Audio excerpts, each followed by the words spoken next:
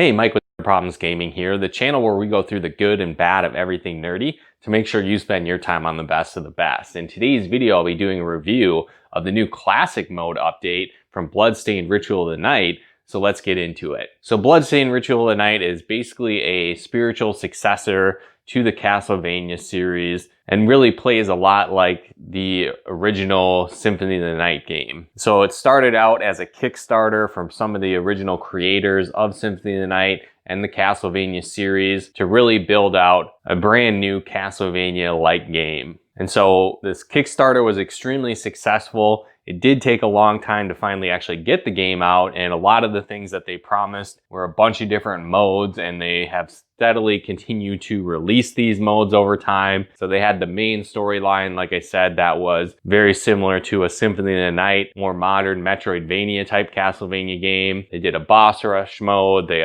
released a Zangetsu mode, who's another playable character throughout the game. And most recently, they just dropped a new classic mode for the game, which is pretty much in old school NES, Super Nintendo, Castlevania type clone. So I just got my hands on this, played through the game. And so like I said, we're gonna jump into a review on the classic mode for this game. So for me, I'm a huge Castlevania fan. It's one of my all-time favorite series in video games ever. And so to see a recreation of this type of genre and original style gameplay is super awesome. And I was really excited to check it out. And like I said, it's a great tribute to the original NES Super Nintendo style Castlevania games. And so you play as Miriam going through a castle, taking on various monsters and bosses, ascending to the top to fight off the final Dracula type boss in the game. So when I said the gameplay was very similar to an NES Castlevania type game, that was kind of an understatement, where some of the stages, or at least parts of the stages and bosses,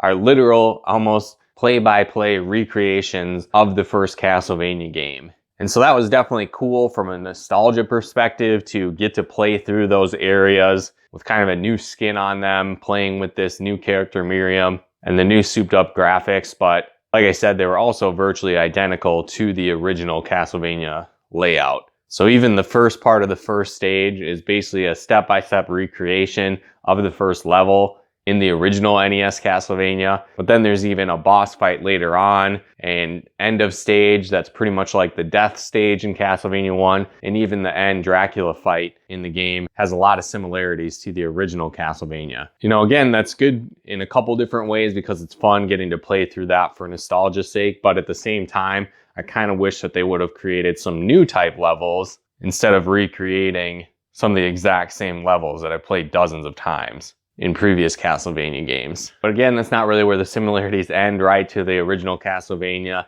You're gonna go through and collect various roses, which are pretty much like the hearts of the original Castlevania game. You'll pick up various sub-weapons, which again, function just like the original Castlevania game. So you have a bone that's just like the axe. You have a holy water type item. You have an ability to stop time like the clock. You have a boomerang type item that you can throw. You've got candles that you can slash to get more roses or hearts as you play. So again, not a bad thing, but it is very similar to an original NES Castlevania game. The whole time I was just searching for some wall meat to get my hands on to refill my health, and eventually I was able to find a dinner plate within the walls. But again, it was that same type of feeling of finding various hidden items in the game where you can find treasure, wall dinners, items, and more. Now in the main story of Bloodstained Ritual of the Night, you get a bunch of different weapons that you can use and equip, where in this classic mode, you pretty much are locked into having a whip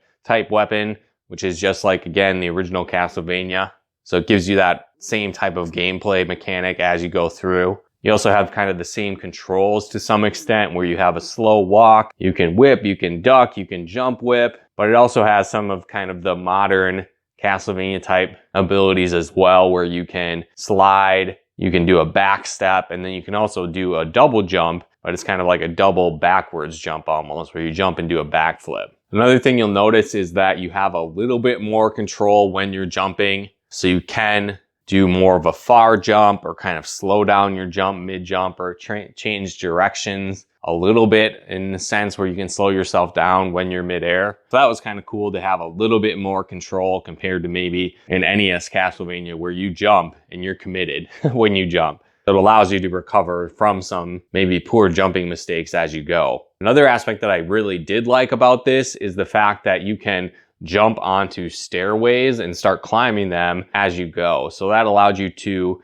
get past some harder, difficult spots. Or again, maybe you jumped off a ledge and you can immediately start walking up the stairs, and you can even jump from the stairs onto other platforms. So that made it a little bit easier in the platforming area, and I like that addition to the game. One thing I will say though is the game is definitely hard. Expect to die a lot as you play. Again, it kind of taps into needing to memorize some of the parts of the levels and knowing where monsters are coming from and really finding the best path and best way to get through by either running past enemies, taking them out with your whip, or using various sub-weapons that you find to get past more challenging parts. Some of the original boss fights were pretty challenging as well. And while I did like the recreation of some of the boss fights from previous Castlevania games, it did give you kind of a bit of an advantage playing through those if you have played previous Castlevania games, because you do know a lot of the patterns and strategies that work for those bosses, because they also work for them in this game as well. The game isn't super long. I played it on normal mode and it took me just over 2 hours to beat.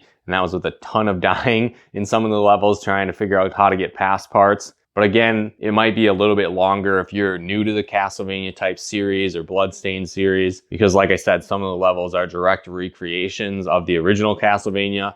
And so having beaten those dozens of times, I was pretty familiar with how to get past some of them. So those maybe were a little bit easier for me than perhaps somebody playing that stage for the very first time. Overall though, I had a ton of fun with this classic mode. It gave me a couple hours of extra gameplay added into the game. It is a free update, so if you have the game or decide to pick up the game, you already get this included with it. So that was cool, especially if you've had it for a while. It gives you a reason to go back and revisit the game.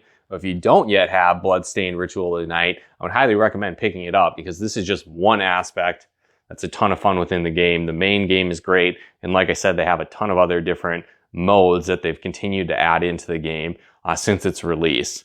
So if you're looking for an old school Castlevania type experience with a little bit better controls and a graphic enhancement, definitely check out the Bloodstained Ritual of the Night Classic mode that just released. But let me know in the comments below if you guys have played this yet. If there's other great Castlevania type games that I should check out, let me know in the comments below. If you like this video, be sure to smash that like button, as it really helps out the channel.